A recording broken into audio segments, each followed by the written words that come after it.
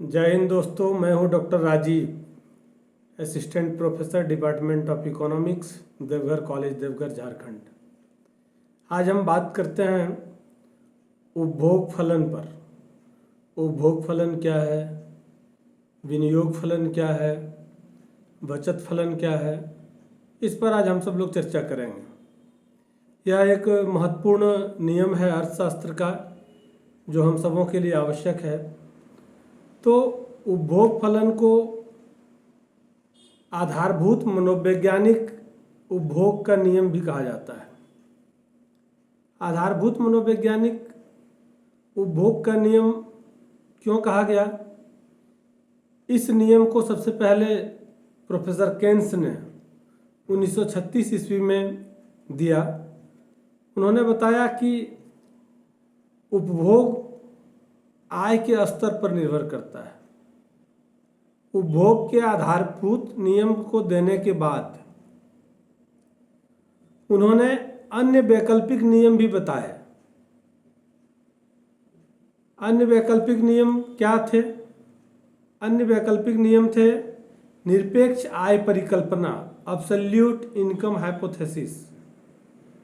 दूसरा था सापेक्ष आय परिकल्पना, रिलेटिव इनकम हाइपोथेसिस। तीसरा था जीवन चक्र परिकल्पना, लाइफ साइकिल हाइपोथेसिस। और चौथा था अस्थायी आय परिकल्पना, जिसको परमानेंट इनकम हाइपोथेसिस कह सकते हैं। तो आधारभूत मनोवैज्ञानिक उपभोग नियम के अलावे जो अन्य 4 परिकल्पनाएं केन्स ने दी, वो ये 4 हैं। इन परिकल्पनाओं के पीछे क्या उद्देश्य था? मनोवैज्ञानिक सिद्धांत प्रस्तुत करने के पीछे, मनोवैज्ञानिक सिद्धांत का नाम देने के पीछे क्या उद्देश्य रहा होगा? केन्स के अनुसार व्यक्ति जो भी अपने जीवन में यत्न करता है या जो भी आय हासिल करता है, वह अपने पुरुषार्थ के माध्यम से इसके एक भाग को वह उपभोग में लगाता है, और जो शेष भाग हैं या बचे हुए भाग हैं या बाकी जो भाग है, यानी आय के एक हिस्से को वह अपने उपभोग पर व्यय करता है, और बाकी जो हिस्सा है उसको भविष्य के लिए बचत करता है या भविष्य की योजनाओं के लिए बचत के रूप में सुरक्षित रखने का प्रयास करता है। उपभोग फलन क्या है? उपभोग फलन को परिभाषित करते हुए केन्स ने कहा कि उपभोग फलन यह बतलाता है कि उपभोक्ता आय के प्रत्येक संभव स्तर पर उपभोग की वस्तुओं को क्रय करता है। यानी उसकी जो क्षमता है, उपभोक्ता की जो क्षमता है, उस क्षमता तक वह क्रय करने के लिए सोचता है, क्रय करना चाहता है। लेकिन उपभोक्ता आय के प्रत्येक संभव स्तर तक कैसे पहुंचता है और कितनी मात्रा में वो उपभोग करना चाहता है और कितनी मात्रा को भविष्य के लिए, भविष्य की योजनाओं के लिए वह सुरक्षित बचाता है, इस पर हम लोग चर्चा करेंगे। मैंने कहा कि उपभोग फलन पर चर्चा करेंगे, बचत फलन पर चर्चा करेंगे और निवेश फलन पर चर्चा करेंगे। तो बचत फलन क्या है? उत्पादन फलन में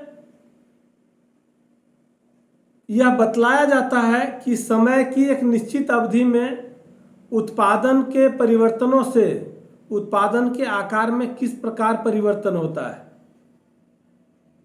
यानी कितनी मात्रा में परिवर्तन होता है। इस प्रकार उत्पादन की मात्रा और उत्पादन की मात्रा के भौतिक संबंध को जो बताता है, उसको हम लोग उत्पादन फलन कहते हैं। या उत्पादन की मात्रा के बीच भौतिक संबंध को ही उत्पादन फलन कहा जाता है। निवेश फलन क्या है?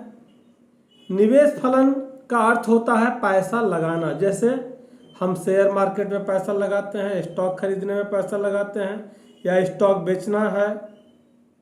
साधारण तौर पर पार्लियामेंट्री वे में हम यह कह सकते हैं कि निवेश का मतलब है शेयर, स्टॉक, बॉन्ड, सिक्योरिटीज खरीदना, जो पहले से ही स्टॉक मार्केट में मौजूद है, कुछ नया नहीं करना है। लेकिन यह वास्तविक निवेश नहीं है, क्योंकि यह केवल मौजूदा परिसंपत्तियों का हस्तांतरण है। ये स्टॉक, शेयर मार्केट में जो भी चीज़ें या बॉन्ड, प्रतिभूति, सिक्योरिटी, बॉन्ड पेपर जो भी हम परचेज करते हैं, यह पहले से बाजार में मौजूद है, इसलिए यहाँ मौजूदा परिसंपत्तियों का हस्तांतरण होता है और उस हस्तांतरण से यह प्रभावित होता है। तो मूल रूप से उपभोग फलन क्या है? उपभोग फलन में केन्स ने कहा कि व्यक्ति का आय जैसे जैसे बढ़ता चला जाता है, उसके उपभोग के स्तर में भी परिवर्तन होता रहता है। जैसे कोई व्यक्ति 100 रुपया अर्न करता है, तो अगर बुनियादी आवश्यकताओं की पूर्ति 100 रुपये में हो जाती है तो वह पूरा का पूरा व्यय कर देता है। लेकिन हमको यह ज्ञात हो गया कि 100 रुपये में उसके बेसिक नीड्स जो हैं वो फुलफिल हो जा रहे हैं। अब जैसे ही उसका आय 100 से 150 या 200 होता है, तो वह उपभोग कितना करेगा? 100 होता था तो 100 कर लेता था, लेकिन जब 200 रुपया उसका आय हो गया तो अब उसका उपभोग का स्तर 150 हो जाएगा, क्योंकि 100 में उस उपभोक्ता की केवल बुनियादी आवश्यकताओं की या मौलिक आवश्यकताओं की पूर्ति होती थी। अब इनकम स्तर जैसे बढ़ा तो उपभोग का स्तर 100 से बढ़कर 150 हो गया। अब अर्न कितना हो रहा है? 200। उपभोग कितना हो रहा है? 150। तो ये 50 रुपया का जो अंतर है वह क्या है? बचत है, ठीक ना? क्योंकि इसका सूत्र क्या है? y = C+S, यानी उपभोग और बचत के बराबर ही आय होता है, या आय बराबर उपभोग प्लस बचत। यानी उपभोक्ता का जो आय होता है, उस आय से वह क्या करता है? या तो उपभोग करता है या फिर बचत करता है, या फिर दोनों करता है। तो आय का एक हिस्सा वह उपभोग कर लिया, शेष जो बच गया उसको बचत कर लिया। तो बचत और उपभोग दोनों को अगर हम जोड़ देंगे तो वह कितना हो जाएगा? आय के बराबर हो जाएगा। इसलिए y = C+S।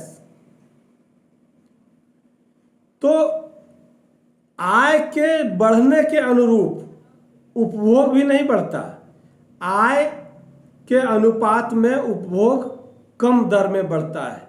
यानी जिस अनुपात में उपभोक्ता के आय में वृद्धि होती है, उससे कम अनुपात में उसके उपभोग में वृद्धि होती है।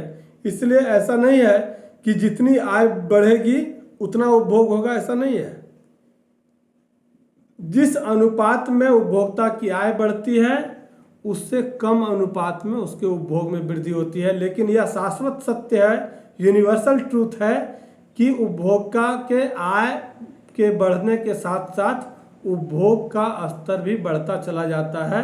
यानी उपभोग में भी वृद्धि होती है। आय में वृद्धि होगी तो उपभोग में भी वृद्धि होगी। तो आय और उपभोग, इन दोनों के बीच जो संबंध है वह ज़्यादा गहरा है। बचत का सिचुएशंस जो है वो आफ्टर कंजम्पशन आता है, क्योंकि पहले हमारे पास क्या है? जीविकोपार्जन, भौतिक सुख सुविधाओं की पूर्ति, आवश्यक आवश्यकताओं की पूर्ति, मौलिक आवश्यकताओं की पूर्ति। इन तमाम आवश्यकताओं की पूर्ति करने के लिए हम उस आय का उपभोग करते हैं, या उन आवश्यकताओं की पूर्ति के लिए हम आय को कंज्यूम करते हैं, अपनी ज़रूरतों को पूरा करने के लिए, अपने आवश्यकताओं को पूरा करने के लिए। अब है कि उपभोग फलन को प्रभावित करने वाले तत्व कौन है, कैसे प्रभावित होता है यह? पहले तो राजकोषीय नीति। यदि सरकार ऊंची दर पर कर लगाती है तो ब्याज की दर अधिक होगी, अर्थात उपभोग प्रवृत्ति में कमी आएगी। रेट ऑफ इंटरेस्ट जब मार्केट में ज़्यादा होता है तो कंजम्पशन रेट कम हो जाता है, यानी उपभोग की प्रवृत्ति धीरे धीरे कम होने लगती है। और यदि सरकार कल्याणकारी योजनाओं पर अधिक व्यय करती है तो उपभोग की प्रवृत्ति बढ़ जाएगी। कल्याणकारी योजनाएं क्या है? जो पब्लिक वेलफेयर के लिए जो सुविधाएं मुहैया कराई जाती है वह क्या है? कल्याणकारी योजना है। तो जब कल्याणकारी योजनाओं पर सरकारें खर्च करेगी तो स्वाभाविक है कि उपभोग का स्तर बढ़ जाएगा। ब्याज की दर जैसे जैसे बढ़ने लगेगा फिर लोग उपभोग कम कर देंगे और बचत पर अधिक ध्यान देंगे, बचत करने लगेंगे, अर्थात उपभोग की प्रवृत्ति में कमी आएगी। इसके विपरीत जब ब्याज की दर में कमी होगी तो उपभोग पर कम बचत होगी, अर्थात उपभोग की प्रवृत्ति में वृद्धि होने लगेगी। आशाओं में परिवर्तन, हम जो उम्मीद करते हैं अपने जीवन में भविष्य के लिए, भविष्य में कीमतों में वृद्धि होने की आशंका होने पर हम अधिक दर पर भी वस्तुएं क्रय कर लेते हैं। मेरे मन में एक आशंका आ जाती है कि एक्स कमोडिटी का प्राइस भविष्य में बढ़ने वाला है, तो हमको वर्तमान समय में उस वस्तु की जितनी आवश्यकता होती है उससे अधिक मात्रा में हम खरीद लेते हैं, तो इससे भी उपभोग की प्रवृत्ति बढ़ती है। इसके विपरीत यदि उसकी मांग की प्रवृत्ति घटेगी, मांग की प्रवृत्ति जब घटेगी तो उपभोग घट जाएगा।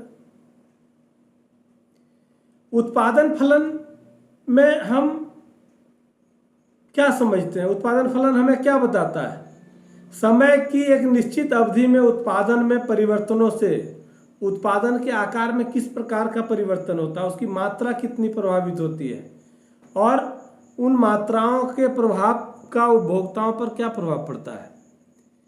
यानी उपभोग फलन में हम उपभोक्ताओं के जीवन स्तर में होने वाले क्रमवार परिवर्तनों को समझते हैं। पॉकेट में जब हमारे पास पैसा होता है तो हम अपने कंजम्पशन पर फोकस करते हैं, यानी हम उपभोग को बढ़ाना चाहते हैं, हमारी जो इच्छाएं होती है उसकी पूर्ति करना चाहते हैं। लेकिन उन इच्छाओं को मूर्त रूप देने के लिए, उन आवश्यकताओं की पूर्ति के लिए पॉकेट में पैसा होना चाहिए। तो आय, उपभोग और बचत, इन तीनों का जो समन्वय है वह एक साथ कनेक्टेड है, क्योंकि इंसान के जीवन में ये तीनों प्रमुख भूमिका निभाते हैं। जीविकोपार्जन के लिए दैनिक जीवन में जिन भी संसाधनों की आवश्यकता होती है उसके लिए हमको खर्च करना पड़ता है, खर्च के लिए हमको आय करना पड़ता है, यानी अर्न करेंगे देन कंज्यूम करेंगे और रेस्ट पार्ट ऑफ इनकम जो होगा वह क्या करेंगे? सेव करेंगे। तो ये तीन स्तर से होकर के आय जो है वह उपभोग और बचत के स्तर से होकर के गुजरता है। चूँकि जीवन में भावी योजनाओं के प्रति हमारी सजगता होती है, इसलिए हम कहते हैं कि भविष्य के लिए हम बचत करते हैं।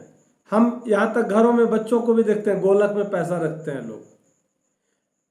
तो इंसानों की यह प्रवृत्ति है कि वह अपने आय के उस भाग को जो उपभोग नहीं करते हैं वह बचत के रूप में किसी न किसी निधि में, किसी न किसी रूप में, बैंक में, गोलक में या फिर समाज में जहाँ विश्वसनीय लोग होते हैं, कहीं न कहीं वह इन्वेस्ट करते हैं। बिजनेस व्यापार में किसी भी तरह से वह इन्वेस्ट करते हैं ताकि वह अस्थायी तौर पर अपने जीवन में अपनी आवश्यकताओं की पूर्ति करने के लिए संसाधनों का सृजन और निर्माण कर सके।